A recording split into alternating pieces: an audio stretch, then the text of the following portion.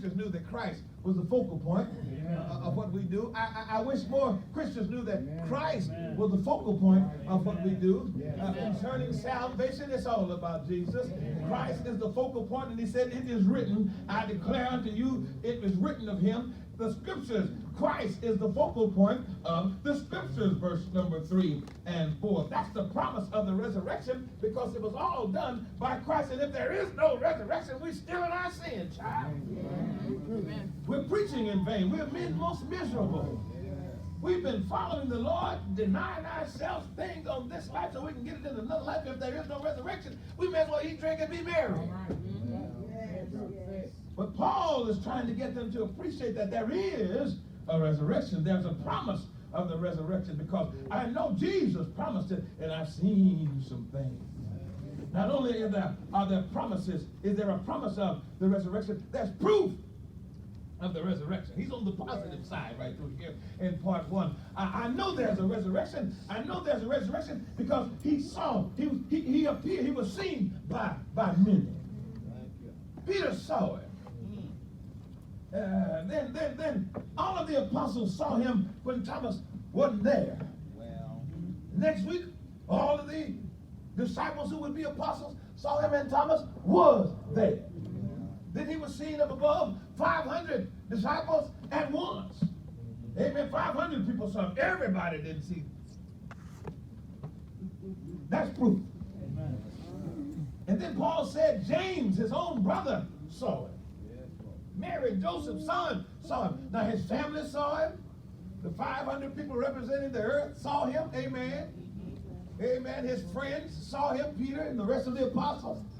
Paul said, last of all, the haters saw him. I saw him, and I hated him. I saw him. I was born out of due season because I was hating on him. Saul, why are you persecuting me? It's hard for you to kick against the prick. His family didn't believe in him. Go on up to the Festival of Lights if you want to be famous, Jesus. Why don't you go on up there? Your time, you can go anytime. Ain't nobody after you, James. Nobody's after you, Judas. Nobody's after y'all, Mary's kids. They're after me. Amen. Peter said, I don't even know him. The rest of the disciples ran away from him. His friends denied him, deserted him. Amen. Humankind killed him, the Son of God. Everybody who had turned on Jesus, and even the haters who turned on him after he began the church, started the church, amen, built the church. Paul was persecuting the church, amen. Even those who hated him saw him. That's proof of the resurrection. The program of the resurrection is explained by there was one Adam who was of the earth, and there was another Adam who is of the spirit, amen. That would be the Christ. But some man, here we are in verse number 35. After all that proof, verse 34, Paul said, the reason people asking these questions is, I think I ought to look at verse 34. The reason people asking all these questions is because y'all hadn't done your part. I speak this to your shame.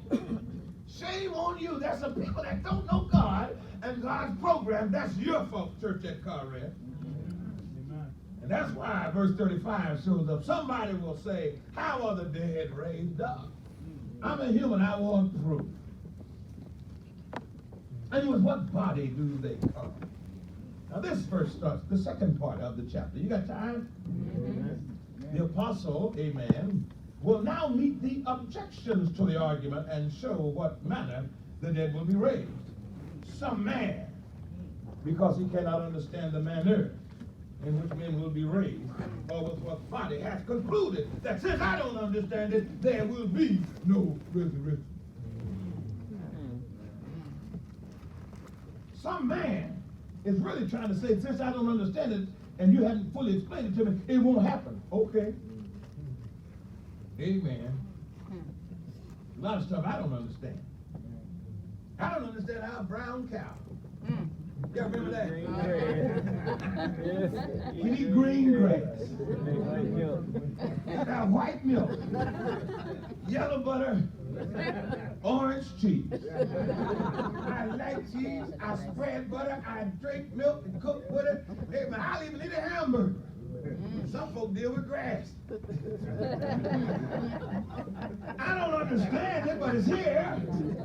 And I enjoy the fruit of it. Amen. I don't understand everything about resurrection, but I do plan to enjoy the fruit of the resurrection. And just because I don't understand it does not make it not so. Amen. How can some say that there's no resurrection of the dead? Amen. Here it is. Here it is. Let me try to do this in the next 20, 30 minutes. The pattern of the resurrection. I've given you the promise, amen, and the power God does that. The picture of the resurrection and the perfection. Just this last half of 1 Corinthians. Perhaps we'll deal on the first part a bit later on. Somebody will say, well, what's the pattern of the resurrection? What is the pattern of the resurrection? This is a natural question. If you're a natural human being, it's a natural question. Amen. Our thing is, nobody's ever come back to explain how it is. Amen. Oh my Lord, I sat and I talked with Sister Mary, bless her soul. She said, Brother Turner, what do you think it's going to be like? I don't know. But I think it's going to be nice based on what I read. I will give you that because that's what God gave us. It's going to be nice because Paul saw some things and he validated. He couldn't tell us what he saw. But I think it's going to be nice. Amen. She had a calm resolve on her. Amen. We were a little apprehensive. Amen. The children were apprehensive, but she had a calm resolution about herself. Amen. I just want to know what it's going to be like. You know, I can't explain it on this side. I bet you can tell me before I can tell you. Amen. God does what God does, and as it is indicated, she's there before I am. But I do know it's going to be nice. Amen. What's the pattern? How are they raised up? In the natural state, in the carnal mind, they have returned to their native dust. How in the world can they get back up? They become totally disorganized. Their dust may have been scattered. How's it going to be recollected? But they were burned at the stake. Can all of those ashes be found again? How shall the particles that compose their bodies be brought back together and reorganized?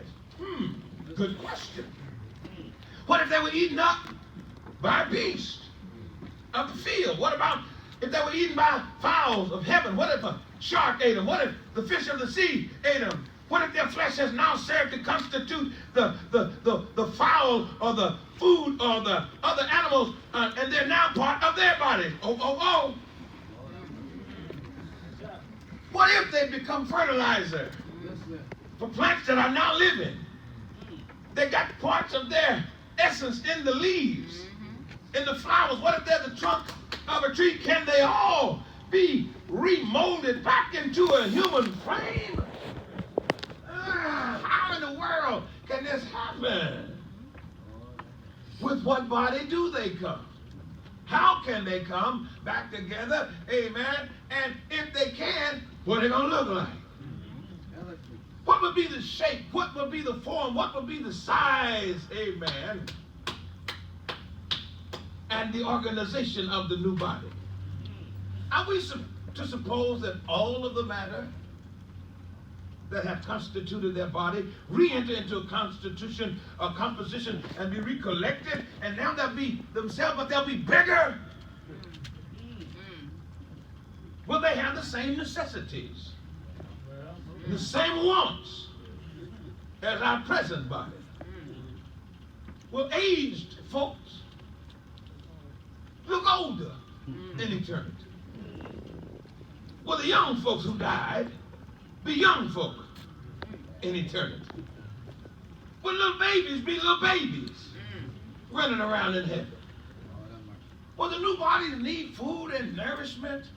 Will we ever get hungry? Well, I thought I'd just let you know with all of those questions, there's somebody greater than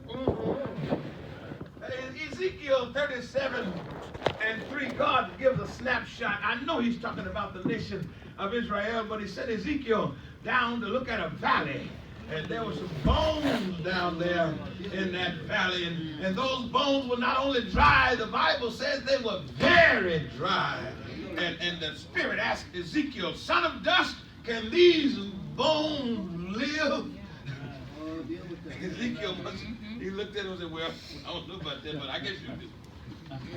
That's the power. That's the conclusion of the whole matter. I don't know, but I know who does. Yeah.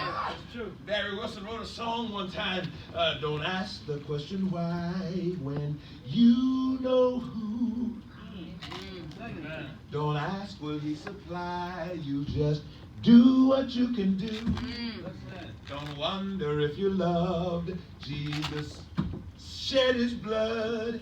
Jesus Christ is all. Whatever it is, he got it all figured out. Amen. And fixed up. Don't lose your faith, because God told Ezekiel, if I wanted to, I can put sinews and flesh back up on their bones. What I want you to do, talk to them. Give them my word. Well, they shuffling around like humans do when you preach, but they ain't going to do nothing. Well, Father, they've got some stuff on them, but now they look a little different. They look like human beings. They look like what you want them to look like, but there's no life in them. God said, that's all right, I got some wind. God said, that's all right, I got some tempest. God said, just prophesy to the wind. Talk to the elements. What? I can make the wind blow life back into it. God can find you a dust. My goodness, he made Adam out of dust in the first place. Dust that wasn't even there. Before he said, let there be dust, there was no dust. In the Bereshit, in the beginning, God, Elohim, plural, created the heavens and the earth. There was no dust before God created. You don't think he can find you? If he wanted to. Come on now. If he wanted to. I wanted to appreciate that we have a treasure, but the treasure is not the clay vessel, amen, this body that we're in. The treasure is the neshama. The treasure is the breath. The treasure is the pneuma, the breath, the life essence of God. God can put that life essence in a body where he wants it. Amen, amen, amen. Paul said, again, the thou is really absent in the original text. The expression is really strong, since Jesus said, don't you call it by their food. Amen. Amen. Jesus said, don't do that. Amen. This Greek word is aphron. He starts out with, you just been unreasonable. You're unwise. You're an unwise man. Don't be unreasonable. Amen. It is merely a reproach for neglecting to exercise understanding. What are you saying, Paul? I'm saying sometimes, Chris, you got to start out a conversation letting the folk know that you're talking to you clueless. Amen. Amen. And when you start out right there, people stop having so many conversations with you, and you won't have to go as far.